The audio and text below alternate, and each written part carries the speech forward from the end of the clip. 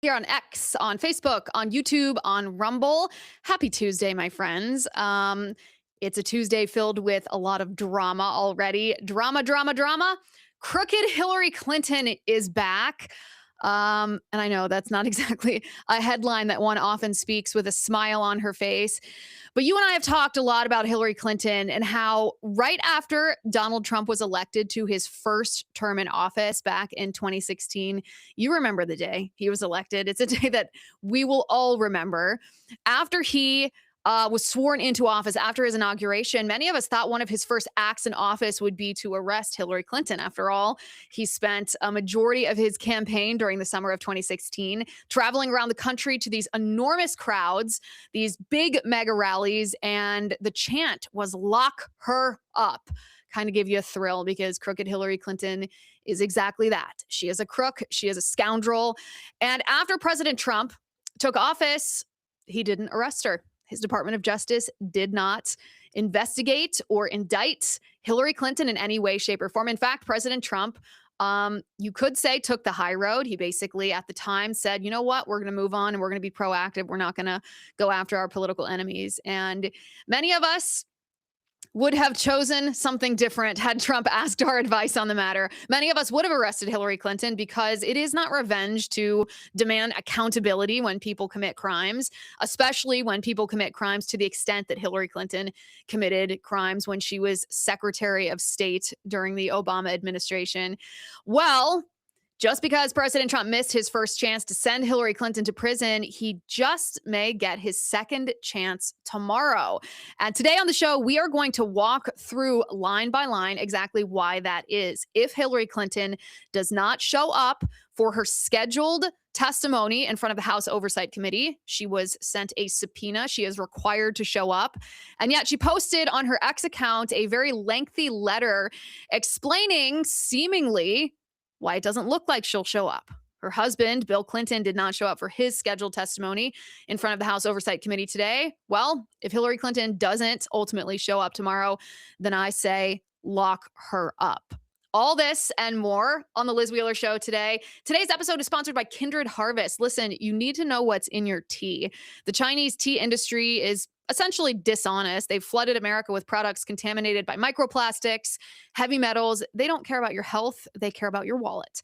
Kindred Harvest is your American answer, your alternative, a tea brand that you can know and love and trust. They are third-party lab tested. They have zero microplastics, zero heavy metals. They're blended and packed right here in the USA with 100% biodegradable heat-sealed sachets, no glue, no ink, no compromises.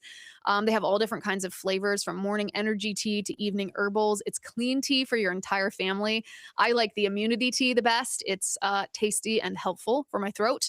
When we're traveling, I tend to get laryngitis, as you guys hear once in a while here on the show. And it's been a godsend. My husband likes the green tea. My family likes the cinnamon tea. My children, obviously, drinking non-caffeinated tea. They have that as well. Stop trusting China with your family's health. Choose American quality. Choose Kindred Harvest. Go to kindredharvest.co and use code Liz for 20% off. That's kindredharvest.co, code Liz for 20% off. Highly recommend it. All right, let's talk about the context of what we're discussing today. The context of what we're discussing today, Bill and Hillary Clinton think they're above the law. Well, in a sense, nothing else is new. They've thought they were above the law for a long time because sadly, quite tragically, they have been. They've virtually never been held accountable for anything wrong that they have done. And so, in a sense, who can blame them for thinking that they can get away flouting the law once again? Well, we hope this time it might be different. Here's the context. The House Oversight Committee, which is chaired by Representative Comer, issued a series of subpoenas to essentially a whole bunch of people as part of their investigation into Jeffrey Epstein. A list of some of the people subpoenaed include former U.S. Attorney General Bill Barr, who gave his testimony to the House Oversight Committee already. Former U.S. Attorney General Alberto Gonzales, he was also subpoenaed. Former U.S. Attorney General Jeff Sessions was also subpoenaed. Former FBI Director Robert Mueller was subpoenaed, although I believe his subpoena was rescinded officially or unofficially, given Robert Mueller's mental His state of mental acuity is not adequate for congressional testimony. Former U.S. Attorney General Loretta Lynch was also subpoenaed. Former U.S. Attorney General Eric Holder was also subpoenaed. Former U.S. Attorney General Merrick Garland was also subpoenaed. Former FBI Director James Comey was also subpoenaed. And then, of course, former Secretary of State Hillary Clinton and former President Bill Clinton were also given subpoenas. This came out last year. These subpoenas were issued last summer, and preliminary dates for the testimony of all these different people were scheduled, ranging from August 18th to October 14th.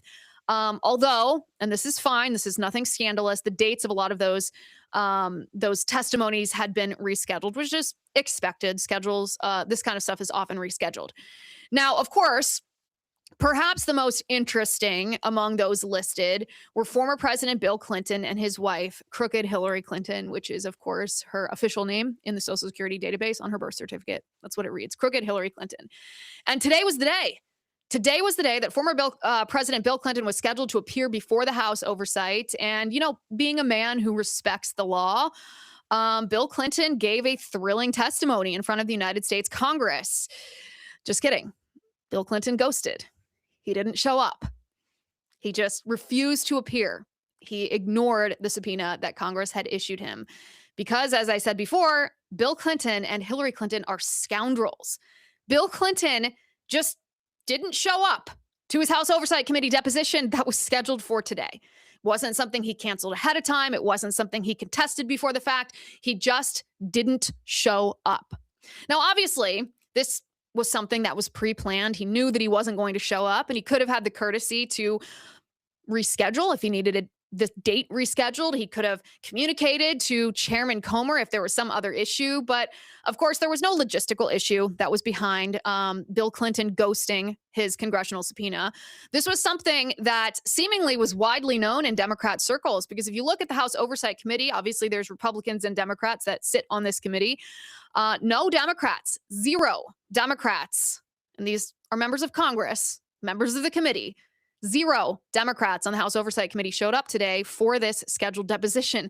Now, you tell me, if Bill Clinton was coming to give a deposition in answer to his legally ordered subpoena, and he was going to be talking about his relationship with Jeffrey Epstein, what he observed, the activities that they took part in together, whether he witnessed any crimes, do you think that there's a person on earth who would say no to the invitation to listen to that deposition? Democrat or Republican? Of course not. Any one of us would want to sit in on that deposition. So the fact that zero Democrats on the House Oversight Committee showed up today for Bill Clinton's scheduled deposition says to me they all knew that he planned to ghost Congress because this is some cynical political ploy, because Bill Clinton and Hillary Clinton think that they're never held accountable to the law. Here's a list, by the way, of the Democrats in the Oversight Committee who did not show up today. Robert Garcia. He's from California. If you recognize the name of your congressional representative, this might be a pertinent time to send them an email or reach out to them on X. Let them know that you noticed that they didn't show up today when Bill Clinton was supposed to testify. Come on, what do we elect these people for if they don't show up to the testimonies in answer to subpoenas to former presidents of the United States? Robert Garcia of California, he apparently didn't think it was important enough to show up. Eleanor Holmes Norton from the District of Columbia, she did not show up. Stephen Lynch from Massachusetts did not show up. Raja Krishnamurthy did not show up. He's from Illinois. Ro Khanna of California did not show up. Kwesi Mfume from Maryland did not show up. Chantel Brown of Ohio did not show up. Melanie Stansbury of New Mexico did not show up. Maxwell Frost of Florida did not show up. Summer Lee of Pennsylvania did not show up. Greg Kassar of Texas did not show up. Jasmine Crockett of Texas, surprise, surprise, did not show up. Rashida Tlaib did not show up. She's from Michigan. Ayanna Pressley did not show up from Massachusetts. Emily Randall of Washington State did not show up.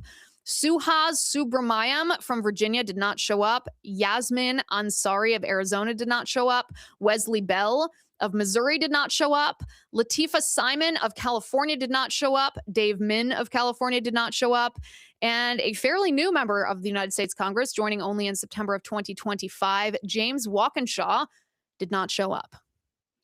Is this a coincidence? Did they just think, you know what? There's so many more important responsibilities I have in Congress that a former president giving testimony about Jeffrey Epstein just doesn't rank up there on my to-do list of things I should prioritize today. Well, of course not. There was some communication in Democrat circles that let these members of Congress know that Bill Clinton intended to reject this congressional subpoena.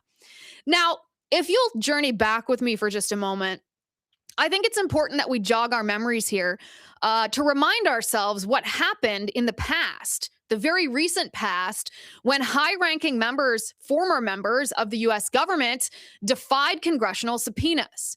You'll remember a man named Steve Bannon who defied a subpoena that was issued to him by the January 6th committee and was indicted for this. Take a look. We have breaking news. Former Trump advisor Steve Bannon has been indicted by a federal grand jury. He is charged with 2 counts of failing to honor a subpoena from the House Select Committee investigating the January 6th Capitol insurrection. This is file tape you're looking at here. Bannon has refused to sit with lawmakers to testify about what he knew regarding the planning of the events leading to January 6th and the president's reaction to it. No arraignment date has been set. Let's go ahead and turn now. All right. It wasn't just an indictment. It wasn't just a humiliation ritual, putting Steve Bannon, costing him money and legal fees, sending him to court. Steve Bannon was convicted following this indictment, and this is how the media covered it. President Trump's former advisor, Steve Bannon, has been convicted of contempt charges. It's for defying a congressional subpoena from the House committee investigating the January 6th insurrection. The verdict was handed down in federal court today. Bannon was charged in a 2-count indictment. The 68-year-old faces up to 2 years in federal prison when he is sentenced. Each count carries a minimum sentence of 30 days in jail. Now, I think it's worth noticing here, or it's worth reading the verbiage from federal law that was used to charge Bannon these 2 counts of criminal contempt of Congress. Because, of course, after Bannon defied the congressional subpoena, Congress passed a resolution holding him in contempt. That criminal contempt of Congress was then used as the justification for the charges brought against him. And here are the charges. 1 count for refusing to produce documents in response to the subpoena, and the 2nd count for refusing to appear for a deposition, testify, as required by the subpoena. And it was less than a year later, after Steve Bannon was indicted, that he was convicted by a federal jury. That was July 22nd, 2022. He was sentenced just months later on October 21st to 4 months in federal prison, served concurrently for both counts. Plus, he was slapped with a $6,500 fine. Now, the sentence, Steve Bannon's sentence, you'll remember, was initially stayed pending appeal, but Steve Bannon exhausted his appeal opportunities, including, of course, the D.C. Circuit upholding the conviction in May of 2024, and the Supreme Court denying a delay just 1 month later in June of 2024. And so Steve Bannon went to federal prison from July 1st, 2024 to October 29th, 2024. He was released after completing the 4-month term. Now, Steve Bannon is not an isolated incident. You'll remember that this also happened to President Trump's former advisor, Peter Navarro. Peter Navarro on June 22nd, or in June of 2022, was also indicted on 2 counts of criminal contempt of Congress. Take a look. Breaking news out of Washington. Peter Navarro, former President Trump's trade advisor, has been indicted on contempt of Congress charges. A federal grand jury indicted Navarro on 2 counts stemming from his failure to comply with a subpoena from the House Judiciary January 6th committee. Let's get right to NBC Capitol Hill correspondent Ali Vitale. Ali, what do we know about this indictment? Yeah, Tom, this is a reminder that congressional subpoenas are not just polite suggestions. They have teeth, and they are backed by the Department of Justice. In this case, we're seeing the... Oh, wait just a second here. Congressional subpoenas aren't just polite suggestions. They have teeth, and they're backed by the Department of Justice.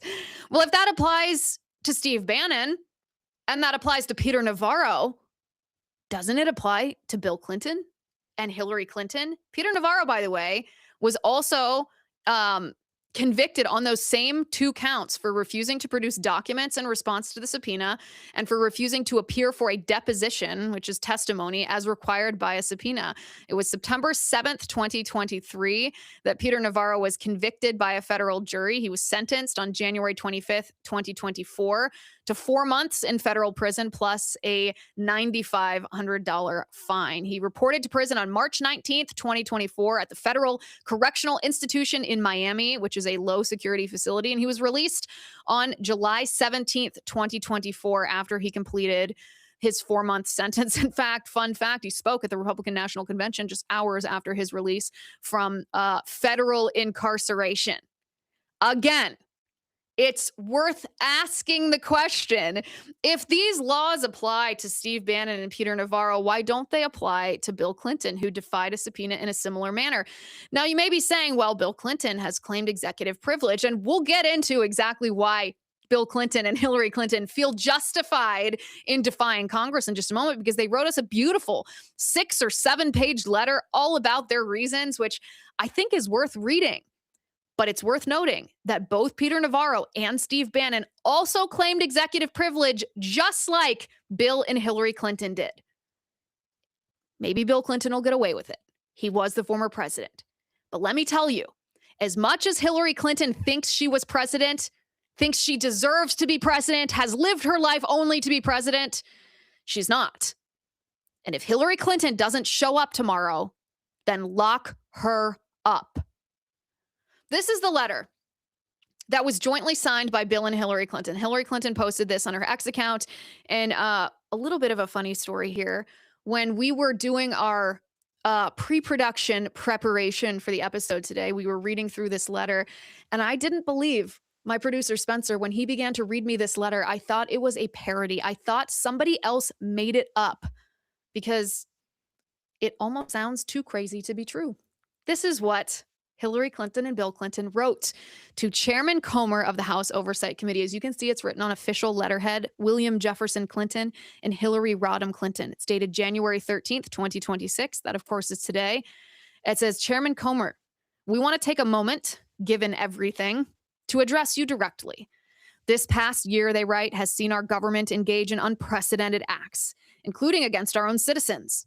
People have been seized by masked federal agents from their homes, their workplaces, and the streets of their communities. Let's just pause for 1 second there. You'll notice how in that first sentence, Bill and Hillary Clinton say that the government has engaged in acts against their own citizens. But then the second sentence, when they say people have been seized by masked federal agents, they don't say citizens, because it's not American citizens who are being seized from their homes. It's illegal aliens who have committed violent crimes against us. But this is Slick Willie and Crooked Hillary. They know exactly how to use rhetoric and verbiage in a manipulative, dishonest way in order to get you to feel something that isn't true. They go on to say, students and scientists with visas permitting them to study and work here have been deported without due process. Oh, the Maryland dad. Are they talking about the Maryland dad who actually was a member of MS-13, who technically was a student, but sort of the lifelong forever student so that he could agitate on behalf of Islamist terror groups like Hamas? Is that who we're talking about? They don't have Maryland dad. Kilmar Abrego Garcia does not have any right to be here. Bill and Hillary Clinton go on to say the people who laid siege to the U.S. Capitol have been pardoned and called heroes. Agencies vital to the country's national security have been dismantled. University, that's USAID, by the way, that they're talking about, like the pet agency of Bill and Hillary Clinton to, profit themselves around the world. That's what they're talking about. Universities, media companies, and law firms have been subjected to threats to their funding, access, and licensing unless they made concessions and surrendered their right to constitutionally protected free speech. Unless they acknowledge that a boy can't be a girl, you mean? And protected girl sports? Yeah. American troops, Bill and Hillary write, have been deployed on the streets of our towns and cities. The Justice Department has been used as a weapon at the direction of the president to pursue political opponents. It was that sentence right there, that sentence where I said, Spencer, someone made this up. They could not have written this. This is not real. Hillary Clinton accusing someone else of weaponizing the Justice Department. Good gracious. And most recently and searingly, Bill and Hillary, right? An ICE agent killed an unarmed mother only days ago. Oh, a mother who used her weapon as a vehicle and rammed an ICE agent after he had told her to get out of the car and she was defying his order. Is that what you're talking about? Bill and Hillary Clinton go on to say every person has to decide when they have seen or had enough and are ready to fight for this country, its principles, and its people, no matter the consequences. For us, they write, now is that time. We are lucky by virtue of the positions we held and the protection afforded by them. Yeah, you are lucky. You could say that again. But we are not blind, they write. Every day we see the country we have dedicated our lives to improving, taking step after step after step backwards. You know what is funny here? Imagine if this standard were actually acceptable in our nation. If you could just excuse yourself from civil society, if you could start defying whatever law you wanted by simply saying, you know what, today's the day that I declare I've had enough. Today's the day I declare I am no longer going to follow the law because I've had enough. I'm going to break the speed limit. I'm going to drive at 100 miles an hour. I'm going to violently assault someone and rob a bank because, gosh darn it, today's the day I declare I've had enough. Imagine being so evil, so crooked, so bold and audacious and thinking you're going to get away with breaking the law, that's your excuse. Meet Bill and Hillary Clinton. They say, as chairman of this powerful congressional committee, you have immense power to target anyone and subject them to closed-door interrogation and more. The decisions you have made and the priorities you have set as chairman regarding the Epstein investigation have prevented progress in discovering the facts about the government's role. What are you talking about? The facts speak for themselves. You subpoenaed 8 people in addition to us. You dismissed 7 of those 8 without any of them saying a single word to you. You made no attempt to force them to appear. In fact, since you started your investigation last year, you have interviewed a total of 2 people. 2. By the way, that would be former Attorney General Bill Barr and former U.S. Attorney Alex Acosta, 2 of the most pertinent people to interview in this entire investigation. Alex Acosta, of course, is reported to have said to the Department of Justice that the reason he backed off of the Epstein prosecution and cut that sweetheart deal with Epstein is because he was told to back off because Epstein, quote, belonged to intelligence. Acosta denies having said that.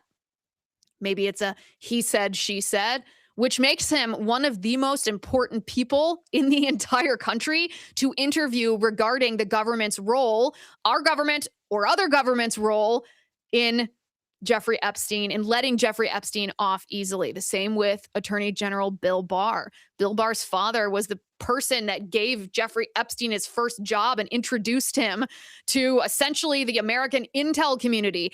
Yeah, it's pertinent to interview Attorney General Bill Barr. So let's not dismiss these 2 as just 2 people, 2 of the most important witnesses. And then, of course, we have Bill Clinton.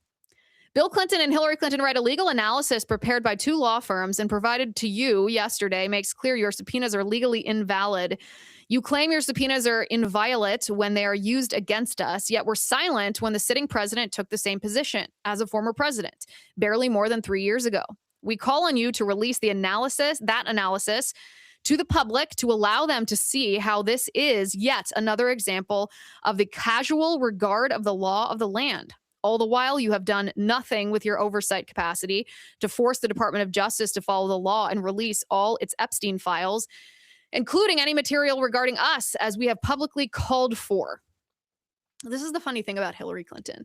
There is potentially an argument to be made that Bill Clinton could claim executive privilege. The Supreme Court ruling in favor of Trump's executive privilege was fairly broad, and you could make the argument that Bill Clinton is potentially covered by that.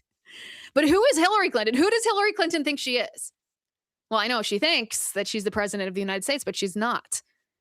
She was the Secretary of State. She was a senator. She was a first lady. She is now a private citizen. She's exempt from nothing. Nothing. She said, over the last year in the House, extending health care for Americans in any state succeeded only because enough Republicans joined with Democrats. The fact that the public and we are seeing any of the Department of Justice's Epstein files is only because 4 Republicans out of 220 joined every Democrat to reach the minimum number of members to force a vote. You were not one of those 4. Even now, despite the Department of Justice's failure to follow the law that Congress passed, you have chosen not to consider subpoenaing the sitting attorney general to follow the law. Might be the only time in the history of the world that I've ever thought Bill Clinton and Hillary Clinton had a point. Despite everything that needs to be done to help our country, you are at the cusp of bringing Congress to a halt to pursue a rarely used process literally designed to result in our imprisonment. This is not the way out of America's ills, and we will forcefully defend ourselves. Indeed, bringing the Republicans' cruel agenda to a standstill while you work harder to pass a contempt charge against us than you have done on your investigation this past year would be our contribution to fighting the madness. We've tried to give you the little information we have. We've done so because Mr. Epstein's crimes were horrific. If the government didn't do all it could to investigate and prosecute these crimes for whatever reason, that should be the focus of your work, to learn why and to prevent that from happening ever again. There's no evidence that you are doing so. Oh, no evidence except for the fact that they're trying to subpoena, the House Oversight Committee is subpoenaing a president who was visited in the White House by Jeffrey Epstein 17 times, who had such a close relationship with Jeffrey Epstein that after he left office, this former president who refused to testify in front of Congress today flew on Jeffrey Epstein's private jet 27 different times. But yeah, Comer's not trying to get to the bottom of this or find out other information from people in positions of government so high that they'd be in a position to know whether Jeffrey Epstein belonged to any intelligence agency, ours or another country's. Bill Clinton and Hillary Clinton lying again. They say instead you have forced the victims to relive their painful experiences while doing little to give them and everybody else what's deserved. Truth and justice.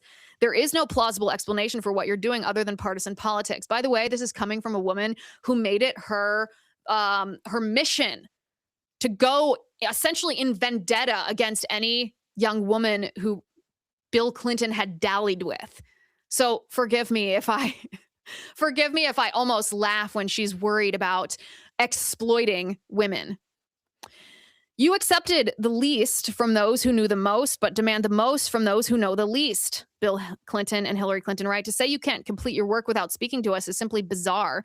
You've asked what we know. To answer your inquiry, we are providing you with the same or more than 7 of the other 8 individuals you subpoenaed regarding the handling of the Epstein investigations and prosecutions, which may be why you have not publicly released their written statements. We expect you will say it is not enough. We expect you'll reject it. You may even set out an empty chair or stand in front of cameras and outright dismiss what we have provided. We expect you will direct your committee to seek to hold us in contempt. You may even release irrelevant, decades-old photos that you hope will embarrass us. You will say that your caucus and the speaker and the president are behind you 100%. We hope, perhaps in vain, that they will not allow you to single-handedly hijack the Congress by unilaterally making this decision for your colleagues, your party, and our country. You will say it is not our decision to make, but we have made it. Now you have yours to make. They sound like defiant teenagers. They write, we have prepared to make our case to your 45 committee members, and if need be, more.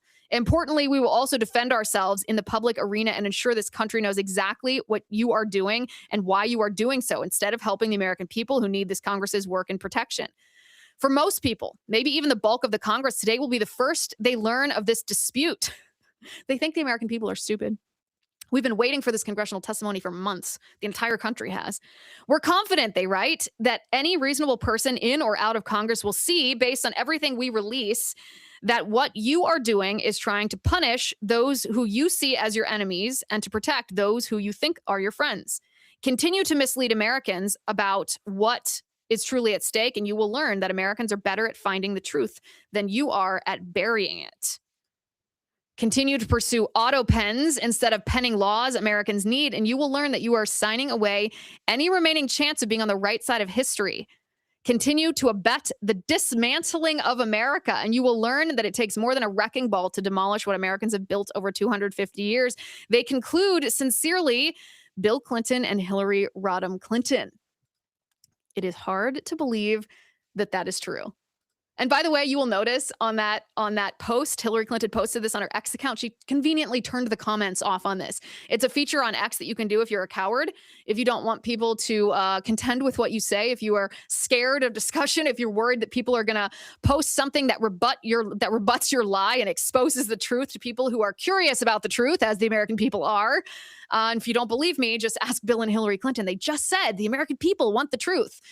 But Bill and Hillary Clinton don't want you to know the truth. So Hillary Clinton turned her comments off on this particular post. Of course, they lie. It's almost fascinating to watch them lie because they're so audacious in their lying because they truly believe they are above the law. They don't think that anything is going to be done to them. They don't believe that they will ever face justice. And why should they? They've never faced justice before, perhaps until now. Congressman Comer, Chairman Comer, I should call him, in a press conference following Bill Clinton ghosting the United States Congress, defying a subpoena they issued him.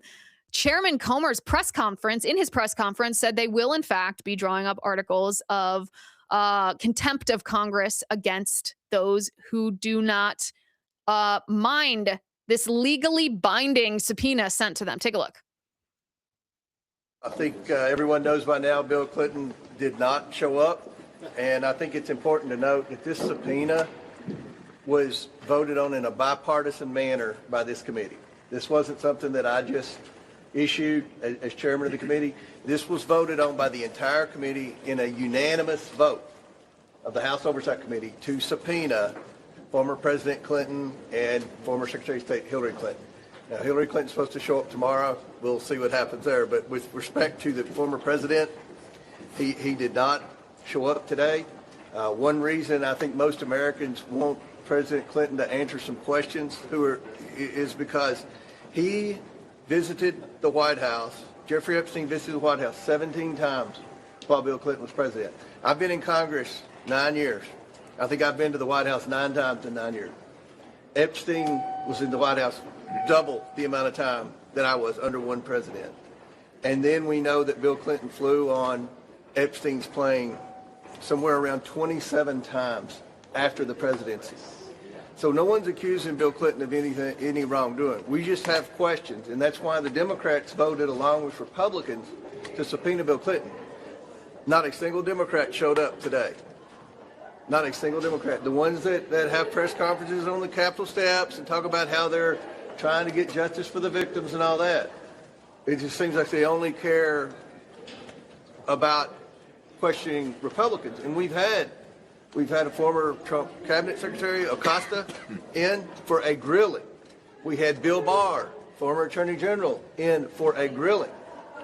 But for whatever reason, President Clinton didn't show up, and the Democrats on the committee don't seem to have a problem. This is the amount of preparation that went into this deposition today. These were the questions that we were prepared to ask. We've communicated with President Clinton's legal team for months now, giving them opportunity after opportunity to come in, to give us a date, and they continue to delay to the point where we had no idea whether they're going to show up today or not. I think it's very disappointing.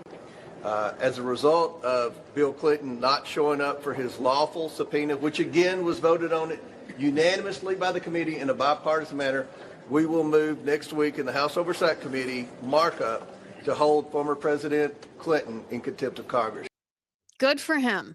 Good for him. And by the way, did you see that painting that Congresswoman Lauren Boebert was holding up on the left side of the screen? I've watched that video like 2 different times today, and this is the first time I've seen it. Look at that. That's a picture of Bill Clinton in the blue Monica Lewinsky dress, dressed in red high heels. That was in Jeffrey Epstein's home. I didn't even see that until we're on air now, and I've watched this video 2 other times. I'm glad that Chairman Comer is going to attempt to hold former President Bill Clinton in contempt of Congress. This might be the first time in his entire life that Bill Clinton has been held accountable under the law. And kudos, by the way, to Chairman Comer for actually doing something, because we have a Republican attorney general, a Republican president, a Republican Congress. And yet it seems that Democrats who have weaponized government in the past, who have broken the law, most of them have gotten away with it. There's not been a lot of accountability yet. And it's been almost a year of this Trump administration. Listen, the first thing that I thought of when I'm reading this letter from Bill Clinton and Hillary Clinton is I think of just the thunderous echoes from back in 2015 when President Trump or 2016, I should say, when President Trump is touring the country with these gigantic rallies, Make America Great Again rallies. And he's talking about crooked Hillary. And the reason that crooked Hillary resonated with the base, not just the Republican base, but so many people in the middle is because she's crooked. She abused her position of power, especially when she was Secretary of State, to enrich herself and her husband. She engaged in pay-to-play quid pro quos, where she sold access to herself and to the vice president, even to the president, in exchange for, Bill Clinton getting paid $500,000 for some random speech somewhere. Well, that's not a coincidence when he's paid that exorbitant amount of money just after Hillary Clinton gives that same sort of person access to the federal government to make deals of their own to profit themselves. It is pay to play. Hillary Clinton and Bill Clinton's entire Clinton Foundation is set up to be a corrupt, profiteering, criminal apparatus. Look what they did in Haiti. And mysteriously, in the footsteps of Bill and Hillary Clinton, there's a very odd number of people who mysteriously die, especially after they criticize the former president and the former first lady.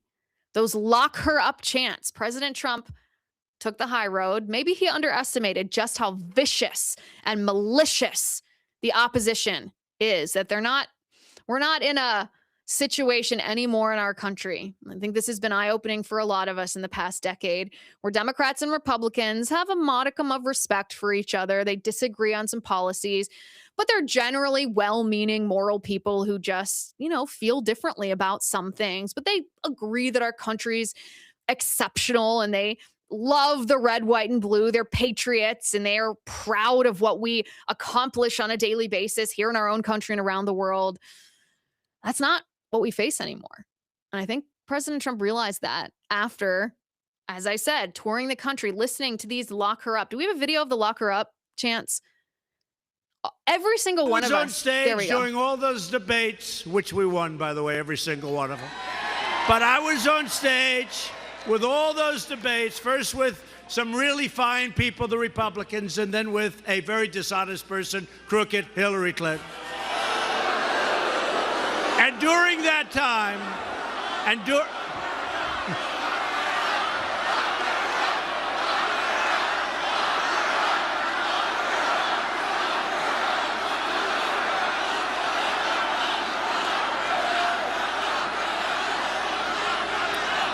it is amazing how you can delete 33,000 emails after getting a subpoena from the United States Congress, and our Justice Department doesn't do anything about it. It is pretty amazing.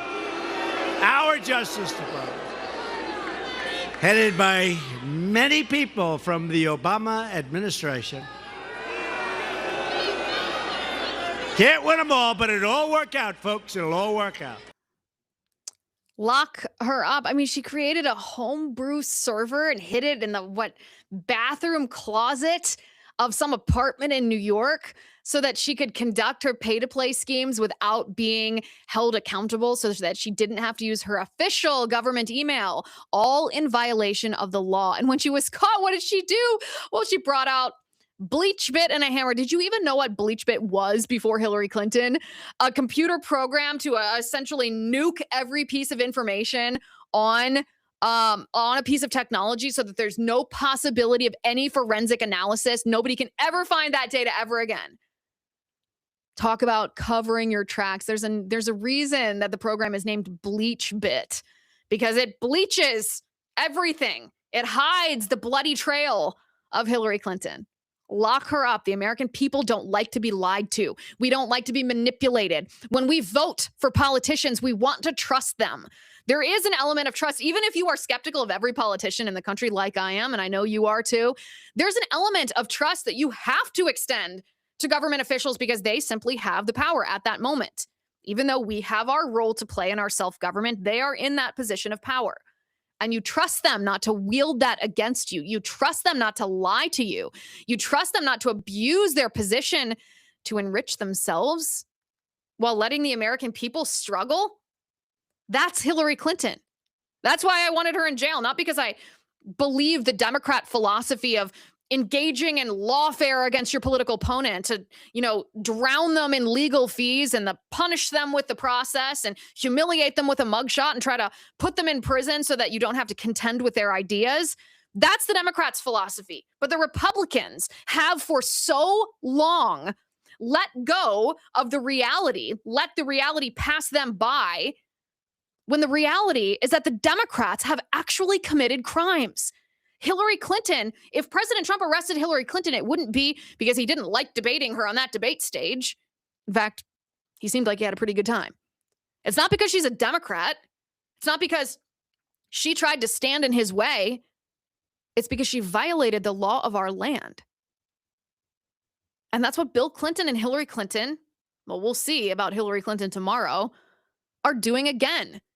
MSNBC told you a congressional subpoena is not merely a polite invitation. It has teeth. It has the backing of the Department of Justice. This is Pam Bondi's big test. The Attorney General of the United States. Congress doesn't have the power to arrest.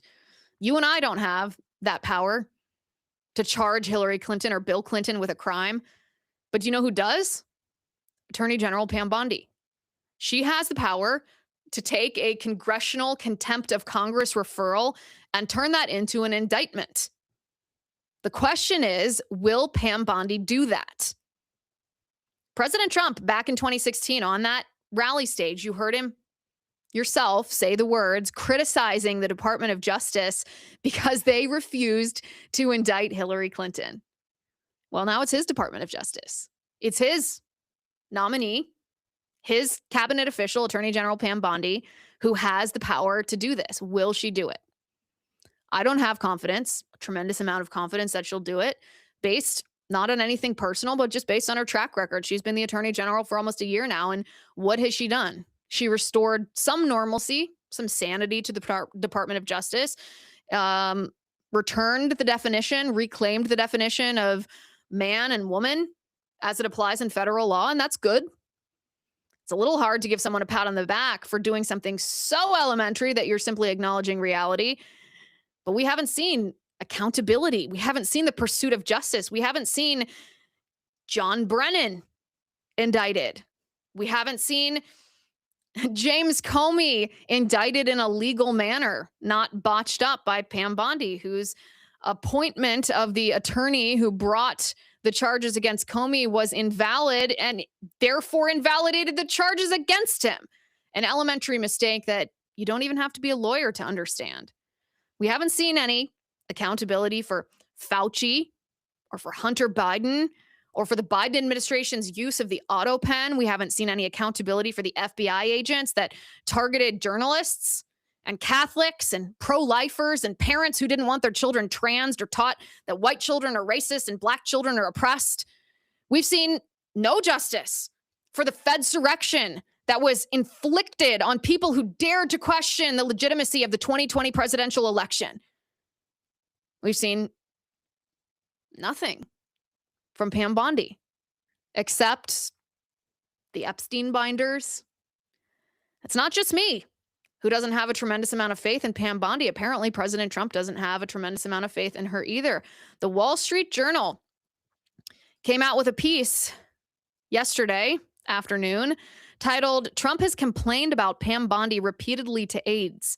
The subtitle reads, "The president has privately criticized his attorney general as weak and ineffective in recent weeks." Now, of course, you and I know the first thing that we do whenever we see a headline from the mainstream media is we behave with great skepticism towards it. Is this true, or is this another piece of propaganda from the mainstream media that hates you?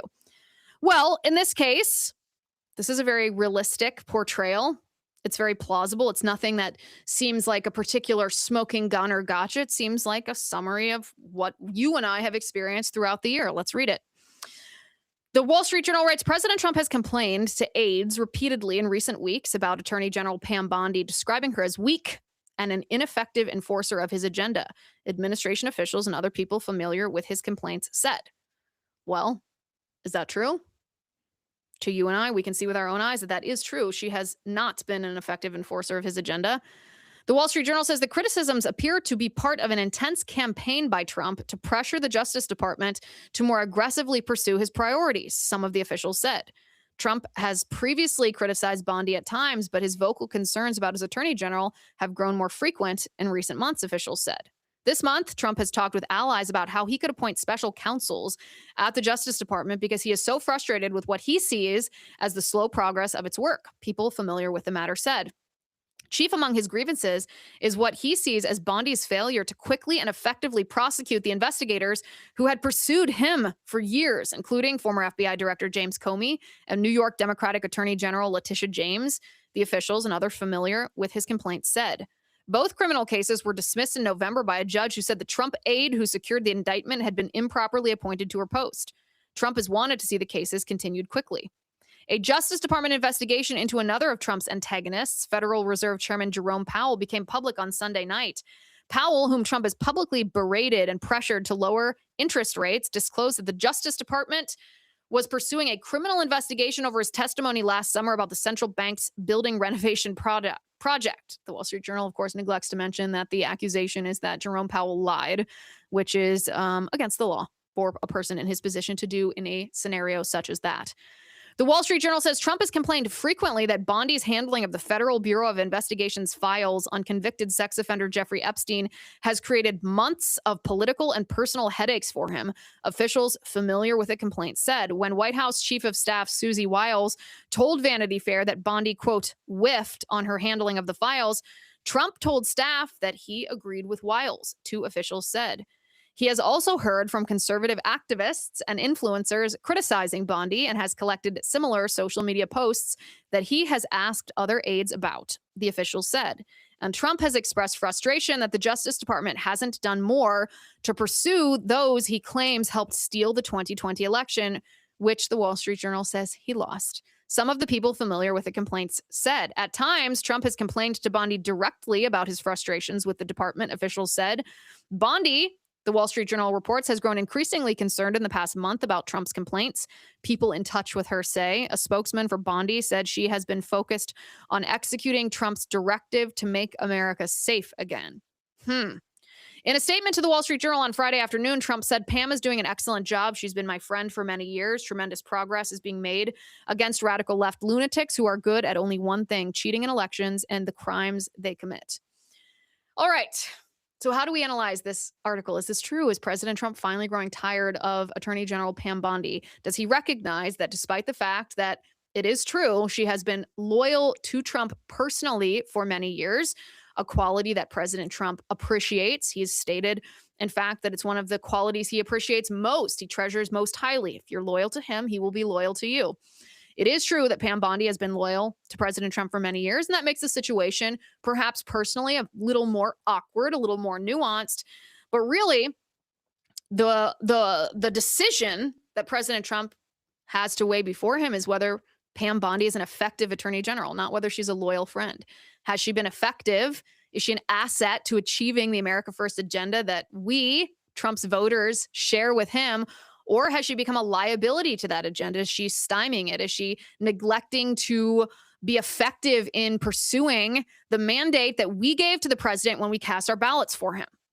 And I think the answer to that question has become increasingly obvious. It might have been obvious as recently as or as far back as last February during that infamous day at the White House where those of us gathered there were handed those infamous white Epstein binders. And in the weeks and months to follow, as Pam Bondi demonstrated that she does not tell the truth to the American people, it's become more obvious as the summer passed and the fall passed and the new year passed. And still, despite the fact that Tulsi Gabbard handed Attorney General Pam Bondi on a silver platter a case against John Brennan and the Obama cronies that fabricated the intelligence community assessment to claim that Russia helped President Trump defeat Hillary Clinton.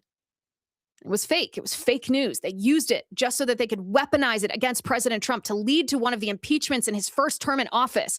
And what accountability have they faced? Even though Trump won a second term, a mandate from the American people, Trump's administration controls the Department of Justice.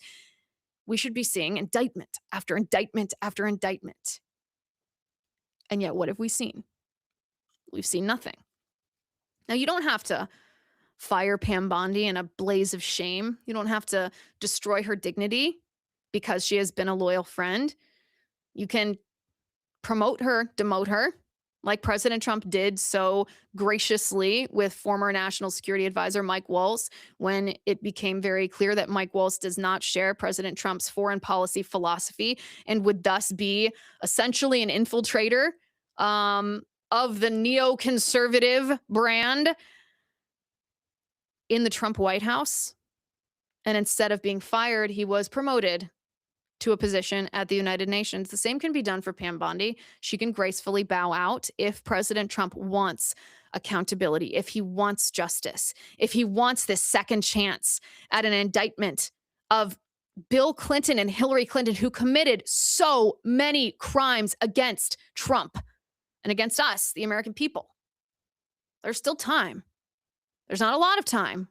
1 year has ticked off. We have but 3 to go. There's not a lot of opportunity, but there's enough opportunity to pursue justice if justice is what Trump wants. The question is whether Pam Bondi will do her job. On YouTube, Roger says, Bondi is Bill Barr in high heel. You said it, not me. Gordon says, why should they show up? Nothing's going to happen to them for not showing up. Nothing ever does happen to the major Democrat players. It's my belief that nothing will ever happen. And that, Gordon, is what you call a black pill take, which is extremely tantalizing and tempting to engage in. I largely agree with you, although I cannot help having the seed of optimism inside me to think that President Trump understands the reality in which we are living better now than he did even 10 years ago. And that he won't let this opportunity pass. He won't let his Department of Justice muff it up again and let Hillary Clinton and Bill Clinton off the hook, despite the fact that they have been let off the hook their entire lives. All right, you guys, we are so tired as American citizens of being lied to, tired of media narratives that insult our intelligence and call obvious truths misinformation, label us as conspiracy theorists, even though we are right. Legacy media, the corporate media, the propaganda that we all know and love that masquerades as journalism, but it's not. They're not interested in facts. They're interested in protecting the power of Democrat politicians. They just push whatever propaganda narratives the Democrats tell them to, and then they try to silence anyone who asks questions that might expose their lying. And when you start noticing that, it's impossible to unsee. That's why we're all here today. It's why I host the Liz Wheeler Show. It's why you sit here with me on a daily basis, because we break down the stories the mainstream media refuses to cover. We expose corruption and hypocrisy, and we follow the facts no matter where they lead. Truth is our guide. This show is about truth. It's about accountability. It's about defending the principles that actually keep a free society intact. You're going to hear deep dives, receipts, and analysis that connect the dots the media desperately wants you to miss. No fluff, no fear-mongering, just clear reporting and honest commentary. So when you finish listening to this episode, don't let the narrative be decided for you. Go listen to the Liz Wheeler Show again and again and again. If you care about facts and transparency and having the courage to challenge powerful institutions, this is a show that you need in your regular rotation. Go to blazetv.com/Liz. Use promo code Liz for $20 off. That's blazetv.com/Liz. Promo code Liz for $20 off. Thank you for sitting here with me day in and day out and talking about these things that matter so deeply, not just to us and our families, but to the country at large. Thank you for doing this endeavor together. It is one of the greatest honors of my lifetime to be able to sit here with you and talk about these things. So thank you for watching. Thank you for listening. I'm Liz Wheeler. This is The Liz Wheeler Show.